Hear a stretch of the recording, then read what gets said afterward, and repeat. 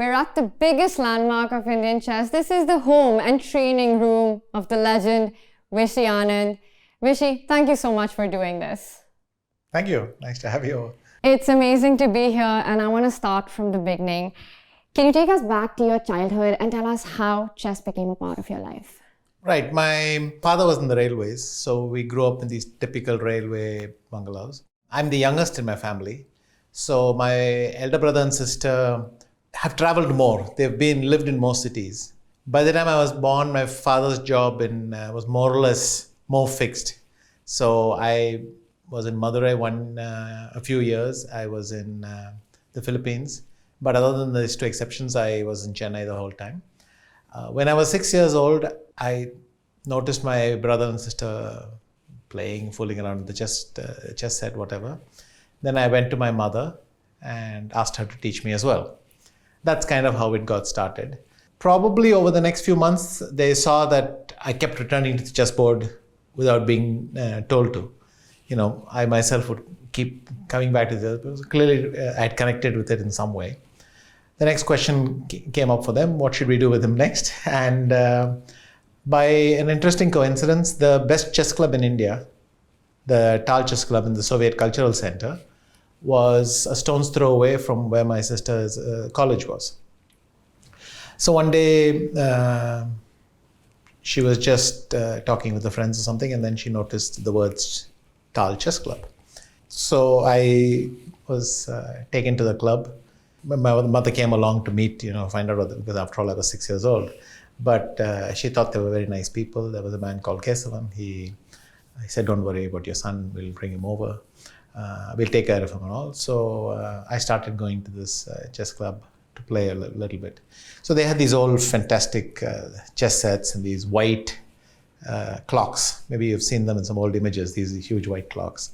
And we had them in abundance. But as usual, to make it more interesting, I didn't join in at this very early stage, but to make it more interesting, they would have these blitz sessions.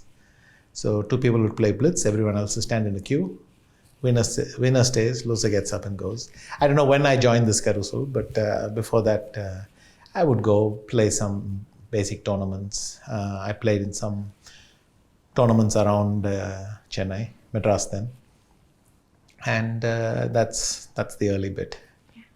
I remember the Soviet clocks. Yes. Of course, you also must have seen them in the Botanic Academy and all. So, yes, that's right. Well, of course, the Soviet Cultural Center was where all of us got Gorky Sadan as well was a thing. So, yes. And going into your first chess club, what is the first thing that you remember? What attracted you to chess? What did you love about the game back then? I don't know. I must have been fascinated by it in some way, but I think I can no longer imagine what my 6-year-old self thought, my 7-year-old self thought of it. I do remember going for my first tournament. That I remember very clearly because of the prize ceremony. It was in the Tal Club itself, but not where the club was, but in the main auditorium, which is kind of soundproof and everything, because that's where they used to stage a lot of plays and things like that. I played. I know I lost the first 3 games. And then I was at the bottom of the pairing list, and then I got the bye. And I was so happy I got the bye. Oh, today, I got a point even without playing. So first victory, that's clear. And then at the last day, so clearly I kept coming back every day to play. I remember seeing this chess book. There was a chess book which was given to me and a prize for persistence or something like that. First tournament you get a chess book as a prize. It was quite special. Like I said, I remember clearly the prize ceremony was held in this special auditorium, and I was called on and given this thing as a kind of encouragement. Now when I see us doing to these kids, I wonder what is they'll really remember. But then if this meant so much to me, probably it's a good idea to do it anyway. And persistence is a quality, I think, that has remained with you throughout the years. You keep coming back to the chessboard. Regardless of what people say, regardless of age, you keep having your big performances. Yes, in a way, you have to persist at what you do. And very quickly, I got into this chess player mode, which is after a couple of years of chess, even as a young junior, there must be a moment when you can't see yourself as anything other than a chess player. It becomes very important, and you orient your life around your tournaments and your ranking and your what you're going to play next and what you're going to aim for next. So very quickly, I think I got into that state of mind. I continued to play lots of other sports, but it was already clear that chess was number one. And in end of 78, December, we went to the Philippines because my father had gotten a very good job there with the Nation Development Bank project, and he was there to help the Philippine Railways. And Karpov Kochnai had finished just a month before in Baguio. So there was a lot of chess activity, a sort of mini chess boom in the Philippines at that point. And when we reached, I remember my mother trying to find out what the chess scene is like in this country. So she literally opened a phone book, went to T, said, okay, Torre, okay, we'll try this one. And so she calls Eugene Torre. So, did he answer? No, so somebody answers the phone, and then my mother says, can I speak to Eugene Torre? So, it's such an innocent thing. Anyway, so my mother says, can I speak to Eugene Torre? And he says, okay, I understand what you mean. I'm his elder brother. And so my mother clearly explains what's happening to me. So he says, okay, if your son's interested in chess, there's a tournament happening. In fact, today afternoon in the financial district, it's called Makati. I know that much. And you can connect with this person. And he said, why don't you go there? He might see some juniors and so on. Kind of how we got rolling there. And Torre was the first Grandmaster from the Philippines. And that's amazing initiative by your mom to just directly pick up the phone and call her. Yeah, well, it's a brilliant thought. I mean, who else should you call? We're talking yellow pages kind of phone directory. You can't research anything, you can't find out, and whom should you ask? So it was a brilliant shot. And it worked. Anand, what would you say were the qualities that you had that matched well with becoming good at the game? I don't know. You can't really pick these things yourself. It seems obvious to me that I had some aptitude for the game because I could pick up many things very fast. And I remember having multiple jumps in strength, which aren't explained by necessarily all the intermediate steps. You just suddenly feel, wait, everything seems clear to me. So a certain amount of aptitude, and the game hooked me in some way because I was going back to it all the time. Also, my mother was very, very supportive. There used to be a 1-hour program on Philippine TV. She would watch it while I was at school, write down the analysis. The game, they would show a game from somewhere around the world with analysis, everything. So I would watch it. She would watch it, write down the game and the notation, play it over with me. They would give a puzzle every day in the evening. We would solve it together, send the answer in. They would take all the correct answers they received, put into a thing, pull one out, and that was the winner. So kind of lucky draw at the end of it. And the winner got to come to the studio the next day, was introduced during the show as the winner of the one who solved the puzzle, and then you could go and pick a chess book, or they'd give you a chess book and as a gift. And that was a nice routine. I remember traipsing around with my mother all over Manila in these jeepneys, these old American vehicles that became converted. I have all sorts of memories of, obviously I can't name streets and all anymore, but I have so many vivid memories of sitting together with her in these jeepneys and going around looking for tournaments and things like that. A couple of holidays, we went to some lovely places in the Philippines. One year, I remember we went to Baguio and actually saw the venue and everything. And by a nice coincidence, in 1987, when I went to Manila for the World Junior, the tournament was then moved to Baguio. The one that you won. Yes, and then we went to Baguio. And when I went to the playing venue, I knew it immediately. Of course, it's the same hall as Kasparov Karpov. But I recognized the venue immediately, and it made for a nice touch. Yeah, that's an incredible story. And as you said, 86, you won the World Junior. In 1988, you became India's first Grandmaster. And Anand, the whole time sounds so cool. Like you said, traveling around, looking for tournaments. Now everything is just one click away. It's so much more different. But your contemporaries at that time, playing alongside Big Vlad, Judith Polgar, Chucky, Gary, it sounds just awesome. What were the stories like back then, and who was your biggest rival at that moment?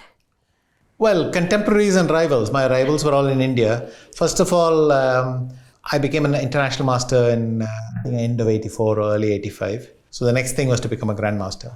I remember we all looked up to Praveen in some awe when he got his first Grandmaster norm.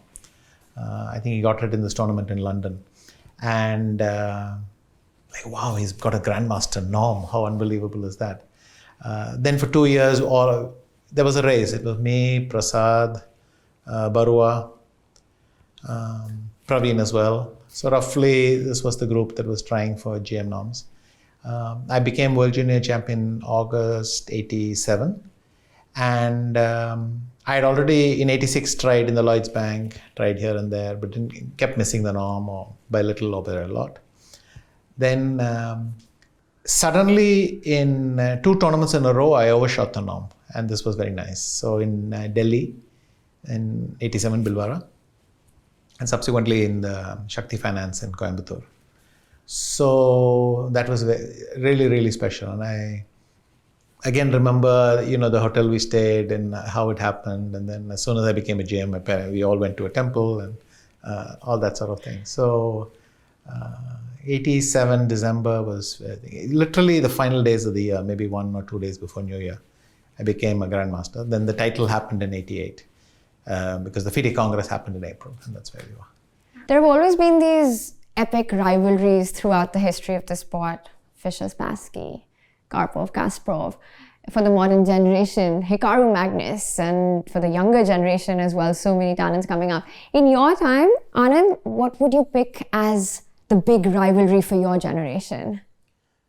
In my first World Sub-Junior, I met Ferdinand Hellers, Jeroen Piquet, Ivanchuk, and Drev. And at that point, for a while, I thought Drev was the person to look out for. Ivanchuk, we knew he was also very strong, but wasn't that much info or communication between us and things. I played him in the World Sub Junior, but Drev won that one. And then in the World Junior that year in 84, so I'm 14 years old. I played against Drev again. He finished second behind Kurt Hansen. It wasn't clear who was my rival exactly. Piquet was a sort of rival. On this side, I bumped into Mickey Adams a little bit later. And amongst the Soviets, Russians, Ivanchuk. But then he disappeared for a while because in 84 in Finland, he was not there in the World Junior. So this was in August. Then in 85 in the World Junior, he reappeared in Sharjah. In 86, again, it was Barev. And then 87, again, Ivanchuk. So Ivanchuk is sort of becoming a rival. But we heard about this amazing player called Boris Gelfand, who I wasn't actually meeting anywhere. I finally met him in 89, I think, in Moscow in a Grandmasters Open GMA Association event. But also it wasn't obvious to me that I was supposed to be a rival to them because, I just assumed they were stronger. Certainly their theoretical knowledge and all was much better. I had this Indian style or Asian style, which is get into trouble in the opening and then tactically improvise all the way. That's just how it was. Wherever I had a decent book to follow, I would take it religiously. It never occurred to me to question the evaluations in Chess Informant. Of course, it was just what you followed kind of thing. So in 87, I finally won the World Junior in my 4th try. The next year, Gelfand won. In 89, Ivanchuk had big success. He was joint winner of Linares. I think this was in 89 with, or maybe he just won Linares, I don't remember. So suddenly we're like, what happened to Vasily? I mean, I was ahead of him in the World Junior just a while back. I beat him somewhere else and he's winning Linares. And then I met this, so I was 19? I met this incredibly tall kid in shorts, t-shirt, cigarette in his hand, just funny. And I realized he was 14. Of course, that was Kramnik. So I met him in 89, same tournament where I met Gelfand. I met both of them at the same place. Topalov actually came quite late. In 91, I played in Linares for the first time. So I had my breakthrough a little bit later. The next year I qualified in the candidates in the interzonal for the candidates along with Ivanchuk and Gelfand and everyone. And I started to get tournaments like Linares and Tilburg and Reggio Emilia, Amsterdam, VSB in Amsterdam. So the best tournaments and thing. And Kramnik joined us a little bit later, 93. He had this breakthrough year in 92, Dortmund thing. Slowly the pieces assembled. Topalov was the last because he actually took the long route. He went through all the open tournaments. Literally, at some point, the question arose, did he live in a house or was he just living in the back seat of his car? So this traveling caravan sort of thing, he was doing all over Spanish open tournaments, but finally emerged out and he joined in. After that, the group was fairly stable. And Kasparov, I would say, was a contemporary because he was world champion already by 85. And none of us had even we were just starting out in the World Junior. Plus, he's a good, 6 years older than me, 5 years older than Boris and so on. Karpov and all were just an earlier generation. In a way, it mirrors what I sometimes see now is that Karpov was winning his World Junior when I was born, a few months before I was born. And who were participating in his World Junior was Lubo and Anderson and all these things. So each generation. That's how the spread was. Then for a lot of years, this was the group. We were a very stable group. Ivanchuk, myself, Gelfand, Kramnik, Topalov. In a sense, we're all still around. I mean, Topalov plays once in a while, Kramnik plays, I play, Boris plays, Vasily, played the World Cup, whatever. So all of us in our own slightly less intense way, but we're still playing. And this group was very, very stable. Periodically, someone new would come along, but it's really this maybe 2003 or 4 that this 80s generation started joining us. Yeah, with amazing names and legends. It just shows the longevity of your career as well. And Anand, we see the off-board equation also between players, with Arjun and Prag going for walks before a big World Cup match, players sparring against each other online, playing against each other in these online events. What was that like for your generation? Was it healthy competition, healthy rivalry, and sort of this fun off-the-board vibe as well, or was it more serious back then? It was very similar. We were all good friends. We would have, we'd play blitz with each other whenever we found a chess set and clock and that sort of thing.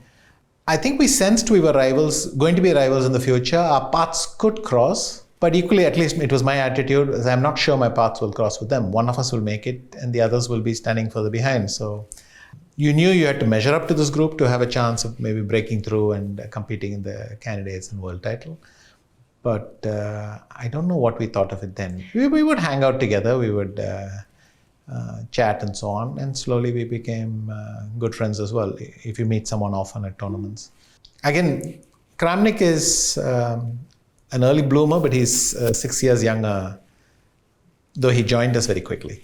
So in a sense, now he belongs to our generation, but at that point, we were conscious that he's quite a bit younger. You were the first Indian Grandmaster, and today India has 83 Grandmasters. For all of them, the biggest talents across the world, Anand, you've been a big inspiration. What does it mean to you, the impact that your success has had on Indian chess? I feel quite proud that,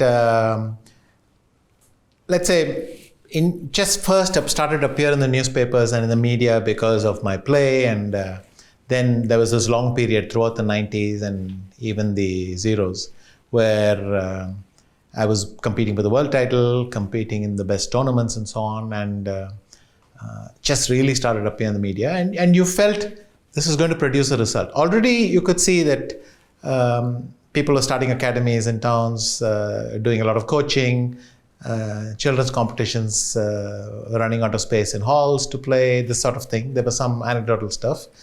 And then slowly the number of grandmasters started to pick up. It was still only 6 in 2000, so which was already 13 years after I became. But then slowly started accelerating. But I was still the youngest of my group. So Baru was older, Devi Prasad was older, Praveen, of course, much older. Let's say Sasi and Abhijit are all, of course, younger. So it was confusing at first. Hari was also a bit later. When I played my world championship with Gary in '95, still it was me alone, and I didn't really have a sense of how things were going. Then you could see that more and more people walk up to you and say they followed this, they followed that, and you realize it. And then as time went by, you started to meet more and more and more.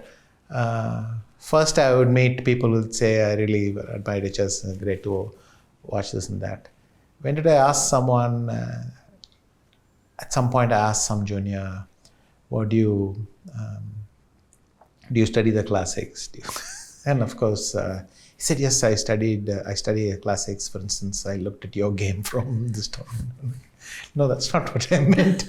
And so on. So it's a bit of both. I know the impact that I'm having, and certainly it's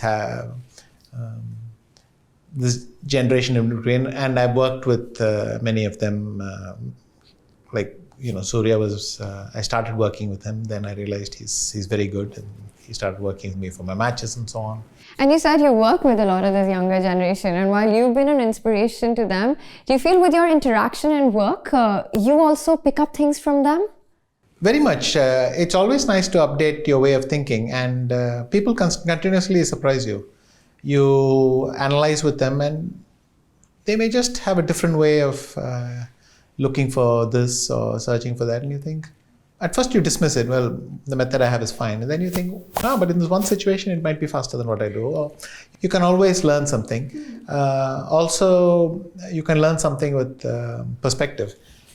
You show someone a position, they evaluate it differently from you, and you think, why? They might have a point, they might have a small point. You can always exchange stuff. So it's quite healthy to update your beliefs, if you like. That's really interesting, and I want to push a little bit on that. I can think of 100 things that the younger generation can learn from you, Anand. You're on the board chess, but also off it. But I want to ask you, if there was one thing that you feel you've picked up from the younger generation, what would it be? It's that they lack some of the foundations that I grew up with, but in a good way. If you grow up with this idea, to oversimplify, double pawns are bad, then you stick with it. But then somebody comes along, for whom my games are the classics, to exaggerate the point, and then they tell you, no, but here I like this position. You say, but it's a double pawn. And they say, no, I like it. And you check it again, and you realize, well, they might have a point. It's not obvious to me, so maybe I have to update my understanding. And this is particularly pronounced nowadays, where the computer continuously contradicts everything we once thought. You can quote Rubinstein and Capablanca a lot, and definitely they played some very good games, but there are also moves they would never consider that you have to consider now. And when youngsters look at a position, totally fresh eyes, they're willing to try some new stuff and so on, you hang out with them, you realize, wait, this is interesting. It gives me it energizes you even. You feel like looking at chess, because suddenly what was forbidden is now permitted almost, and you look at it and things like that. So yes, this kind of clash in working methods, in beliefs, all these things was useful. Nowadays, of course, computers themselves, they not only contradict everything they contradict what they said last year. Then they contradict what they said the year before. So it's more of a continuous process now. And now you see that people are willing to play anything. It seems almost there are no bad openings in chess.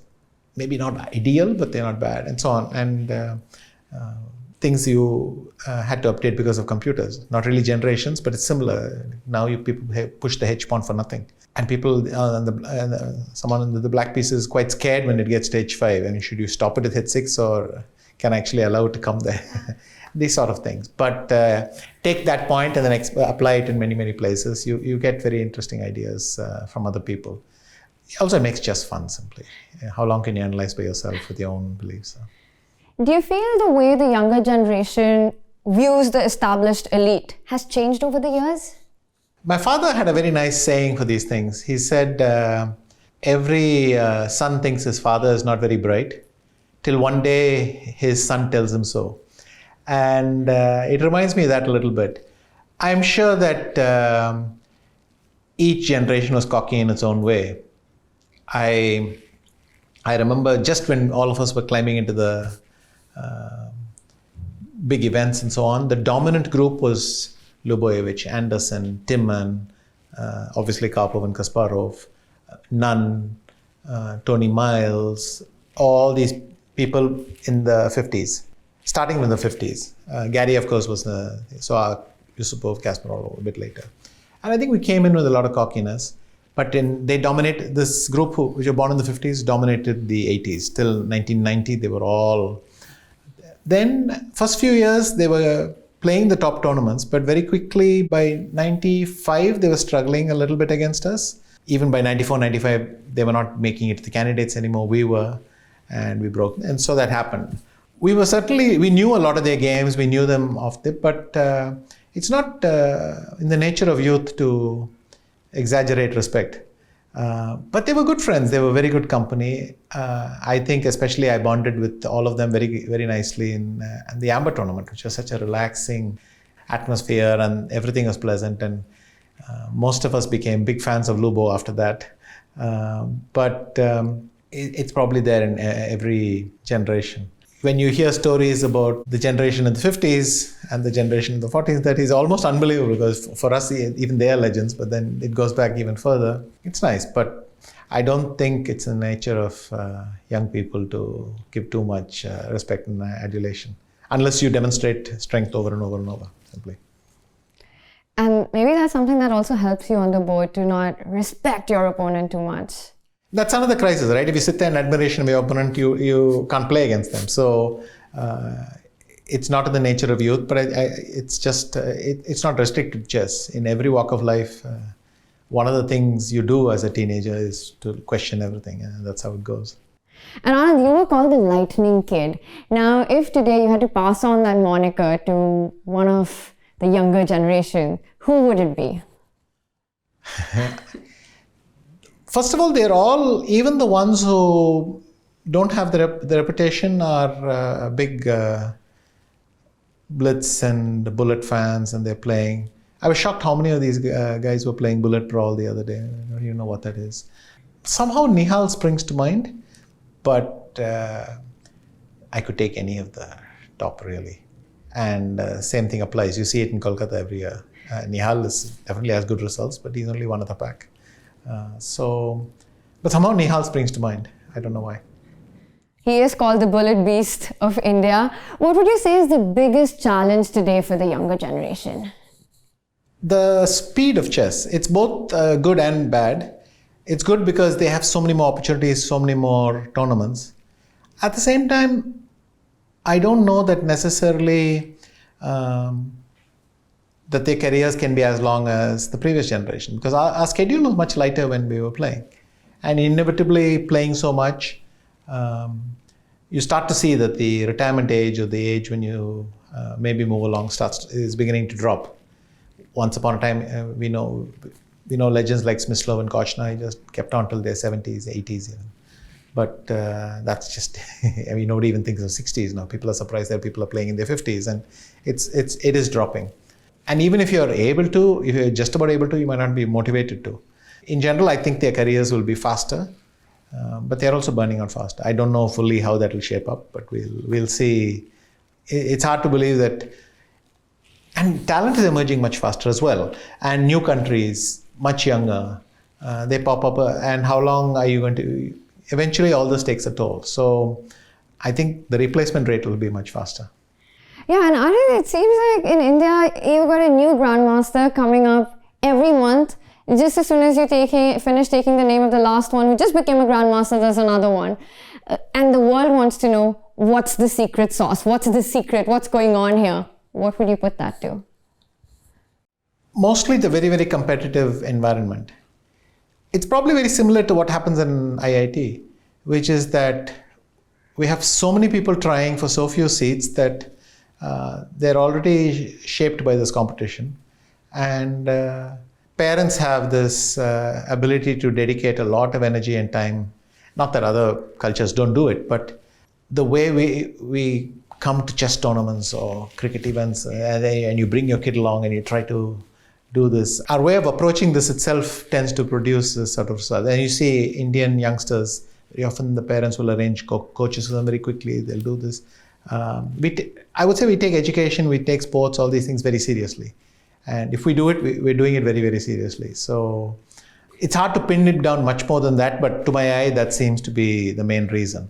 And the second thing is the ecosystem is very, very good. Once upon a time, there was already a previous generation of grandmasters, people like Ramesh, Vishal in Delhi, Barua. They start an academy. They help the youngsters along. And then some of these youngsters go on to become, they start academies of their own. By now, we have a very, very good setup. We don't even need to go outside for much. Maybe at the final stages, you want to compete against, you travel. But otherwise, most of the training, coaching, all this stuff, it's pretty good right here. And our junior and sub-junior tournaments are scary. They're just scary. I mean, I cannot compare what they do with what the junior and sub-junior events I played. And I sometimes wonder if I'd have enjoyed this very much. Absolutely. And as you said, today we've got the infrastructure, it's right here and they're all working together. And computers have played such a big role in the way the game has evolved, modern chess has evolved. How has your generation adapted to that? It's true. Computers have been the biggest biggest change maker in chess. Having said that, I didn't mention this with Indians, but of course everyone has computers. My generation, we adapt because we continuously try to find new work with the new ideas, try to grow as chess players. All of us have this work ethic built in. Most people have it, but it might even be useful that we have a pre-computer perspective and then this new thing comes along. But we're willing to experiment and try new stuff, each one of us. And again, I think it's nice to have rivals that you look up to. Like I will see Kramnik change his style completely from one year to the next. And I'll think, why can't I do that? And I'll learn something from Boris as well. And then Vasily will do something. So we all kind of influence each other. There are so many talents, but only a few make it all the way to the top. What is it that separates them from the rest? There is an X factor. There is something unknown. And this always surprises me if there's a sudden spurt. Take our own golden generation, if you like. I selected them because it's obvious they're ridiculously talented. For Westbridge, I started to work with them because, straight away the criteria was always under the age of 14 and GM, you get a certain thing. But while I expected them to become good, I had no idea how long it would take. And they all had amazing years with the last year and then this year. So we're all talking in the 16, 17. But same thing with someone like Ali Reza. Could you have picked him out from many others and said, well, he's going to be 2800 very quickly and so on? It's hard to say with hindsight. So I think the X factor is a very big thing. Second thing is obvious. You can see from their games that a certain amount of understanding, this word we use loosely, but certain amount of understanding, certain amount of just that their pieces go to what you think are the right squares, their decisions are sensible, you realize that's a factor.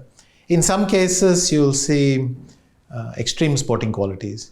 The best example in my time was always with, say, Kamsky. This kind of, tenacity and so on was very different. Even though in his case, though I've come to see that he was very talented, at that point it wasn't obvious that he was talented. It just seemed he had the great sporting qualities. So there's a bit of that, but usually there is some X factor. Some people just have an aptitude for chess. Like Magnus, his ascent was so fast. How do you really explain it? At one point he was one of our group, but then he broke away. You can see this in many of the top players. Caruana as well. He's had these periodic jumps. There has to be some X factor, some understanding or ability to work very hard. One of these qualities. Botvinnik always said you needed memory, concentration, fitness and talent.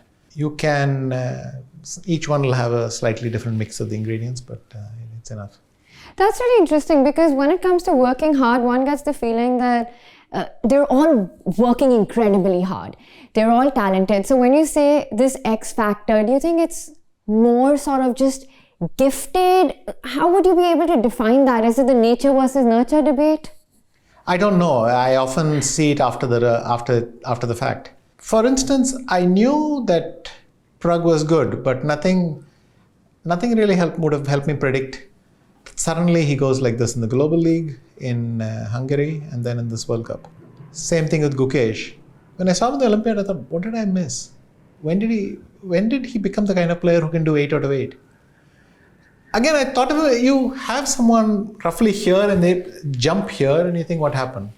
And then he had difficulties in a few places. And you think, well, that's normal because he had a huge jump and thing. But then again, he stabilizes, they move on. It's this sort of thing. Each one has, and when you work with them and all that, you realize they have a lot of understanding they can't even show in a game. It's there, but they've never had a chance to demonstrate it. But they have a lot of understanding of chess. Maybe nowadays they're getting this faster and faster because they're taking it in from the computer. See, you're looking at a computer's evaluation 100 times a day. You're looking at something which is maybe 500,000 points stronger than you, giving you moves. You cannot explain a single one of them. This happens for months. And then one day, suddenly you start making clever moves your own and you can't see why. But that's probably the most likely explanation. Equally, like once upon a time, I would look at the games of the best players in a book.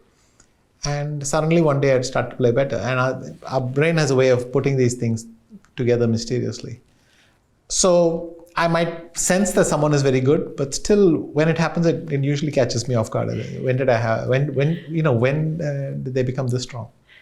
And why do you call them the golden generation? Because they're all together at the same time. Look, it's quite special that if I say top 50, we can include a big group. So I'll just say top 50, though many of them are in the top 30 even. And Gukesh is number 7, like I said. But to have 4, 5 people in the top 50, except Vidit, they're all under 20. Yeah, it's incredible. And Vidit is under 30. So he will be around with them for a while as well. What this means simply, very plainly, is that one of the safest bets is that for the next decade and a half, you'll have some Indian to root for in some top tournament. And probably every World Cup and Grand Swiss and potentially even candidates, we might have the luxury of having one or the other Indian. I'm making a very conservative bet. Maybe multiples will happen and all, but that's a different thing. I'm simply saying in every tournament, whether it's minor or big, we'll have someone in this group take part. And isn't that the definition of a golden generation? Something that simply comes across. All of them are very much creatures of today. Most of them will play multiple online events. Most of them have this habit of even playing online events during over-the-board events because that's how they warm up and train. It's a perfectly valid method of training. It's a very modern thing to do. But that's simply why I call them a golden generation. And Anand, on 1st of September, for the first time in 37 years, Gukesh will be India number 1. He's a student of the Westbridge Anand Chess Academy. How do you feel about that? I feel very proud. And definitely, I was able to give Gukesh a lot of suggestions, a lot of advice. I'm not really his coach, but interacted with him a lot and things like that. With Prag as well, I've interacted quite a bit. This is nice. Nihal. So I work together with them and I feel perhaps I've rubbed off very well. I won't take too much credit. Clearly, they have their own long-suffering parents. They have their coaches, things like that. But we're able to chip in, so I feel very proud. As for my target, because I'm semi-retired and I'm playing less, ironically, this made my target slightly harder for them. Because if I'd been fluctuating, chances are they might have crossed me earlier. But because I've been very stable, 27.54, then it took a long time for them to come and for Gukesh to cross it. Having said that, Gukesh broke my rating record. Prag became the second to qualify for the final of a World Cup. I mean, let's not do first after me to do semi-final first after me because it gets repetitive. But first of the final of the World Cup, if he wins that as well. And also first after me to be in the candidates. It's 3 records in one tournament. I did not expect it so fast. When you have expectations, you expect everything to happen in a very linear fashion at a constant pace. But always I say these jumps are what you think. So in June, my estimates for the World Cup were quite pessimistic. I just hoped that our boys would get near the quarters and have some good matches and show with the thing and so on. I mean, this was fantastic. Absolutely. But will it be strange to not wake up as India number 1? It's already strange not to wake up as India number 1. For a while there was, when he crossed me, I thought that's nothing special because all he needs is one draw against somebody lower rated and he'll drop back. But he kept winning. He beat Wang Hao, he beat and Esipenko. And somehow, like with Esipenko, it corrected a little bit. If he had drawn Wang Hao, whole thing, but he beat Wang Hao. And then the gap became big enough. And even with Magnus, it didn't correct enough. So by then I knew that it's clear. September 1, he will be India number 1. It's also partially a relief. How long do you want to be waiting for this to happen? And that's the thing about being semi-retired, is that you're much more detached of it personally. But it is still a shock to realize that something you expected to happen eventually, and you never define eventually in your mind. Eventually means eventually. When it finally happens, it's you feel funny in your own skin. Let's put it that way. I can't say it better than that. You're not sure what's different, and something is different in the air. What is the best thing about being Vishy Anand? I consider myself quite lucky. I would say the best thing about being Vishy Anand is simply being back home in Chennai with the family and everything. I mean, the oldest things, my family, my school friends, these are the things, and you think if you have all that, and if you have friends, you have health, that's really what makes me happy. And what is the most challenging thing about being Vishy Anand? A few times in a year, I try to wake up and play chess again. So that's always, as we discussed earlier, slightly, I have to get back into shape and so on. It's challenging to do this switching on and off. In a way, this is one of those things where the best and the worst. It is nice being FIDE deputy president. It is nice having an academy. It's nice traveling for other reasons, non-chess things and so on.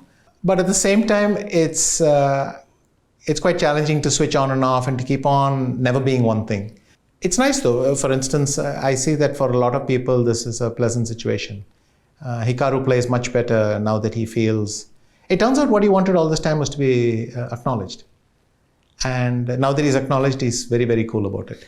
He's exaggerating a bit when he says, oh, I'm just a streamer. But I think it means a lot that he has this validation. And then he plays so much better. I mean, his performance in the Berlin Armageddon last year, this candidates, then his performance in this Norway chess this year. It's quite connected to this feeling that he is much more detached. And I also have this feeling anymore that I have this feeling nowadays. I feel happy that chess is not dominating everything, and I'm slowly adjusting to a more balanced life.